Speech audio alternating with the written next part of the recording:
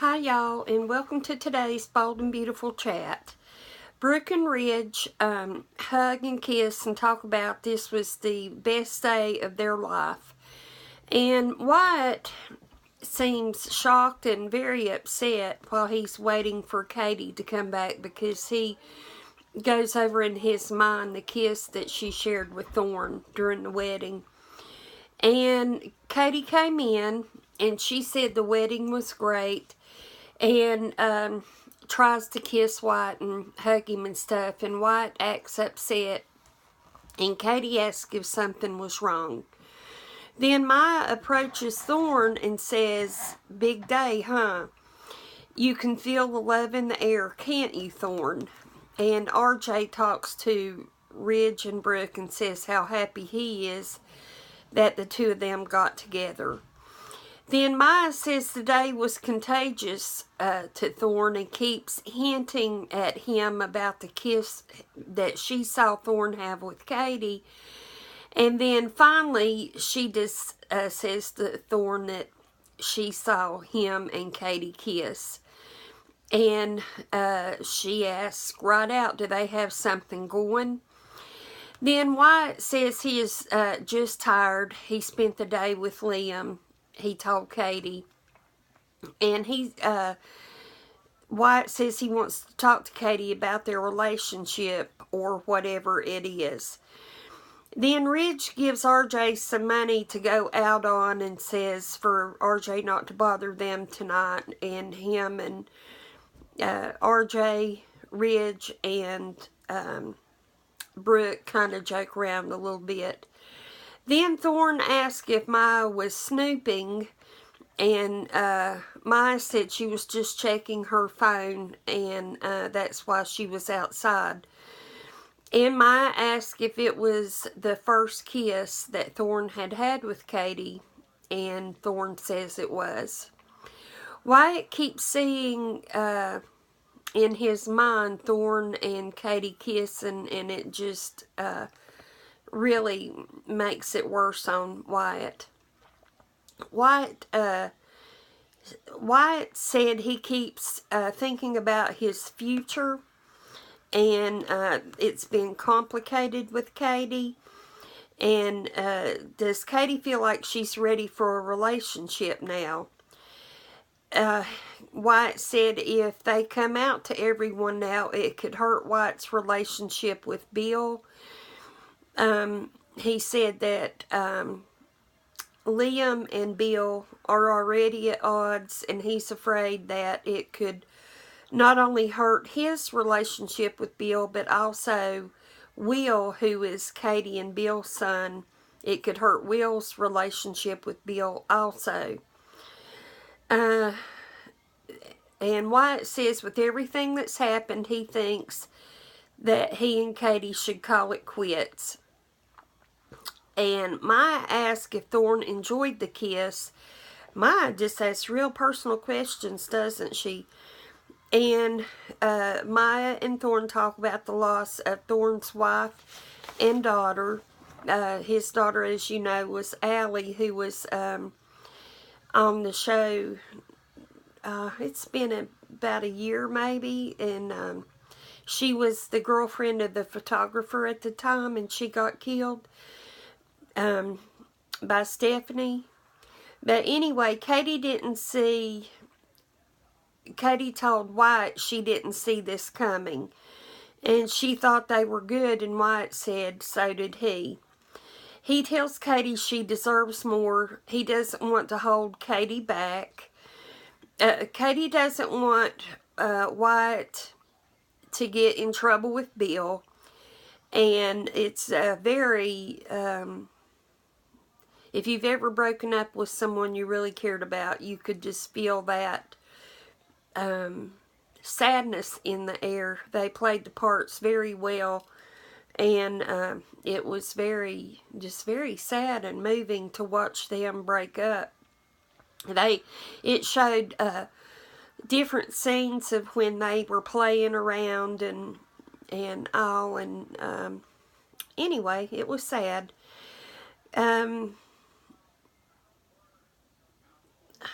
Brooke and Ridge talk about going on a honeymoon, and Brooke says no honeymoon. She doesn't want to do that. And Ridge says his happiest days will be with Brooke. And then it shows Ridge and Brooke spending their wedding night together. Thorne sits by himself on a chair there at Eric's, and he has a wine or champagne or something that he's drinking, and he's thinking about Katie. Then Katie told Wyatt she won't fight Wyatt's decision since they had no commitments, and she said Wyatt was good for her, and you can tell that they don't want to part, but I guess because they had the no commitment clause in their relationship, neither one wants to go and say it can go further. And also, I believe maybe Wyatt's pride is hurt a little bit because he saw Katie kissing another man. I don't know. But then Wyatt's ready to leave, and he gives Katie a kiss and hugs her as if it's the last time that they'll do that. And he told her he would never forget the impact she had on him. And then Katie cries as Wyatt leaves, and he turns around and looks at her and just looks real sad. Brooke talks to Ridge about Stephanie's picture, and Ridge said something about wishing Stephanie could have been at the wedding, and Brooke said that she was, and she asked if Ridge believed in ghosts, and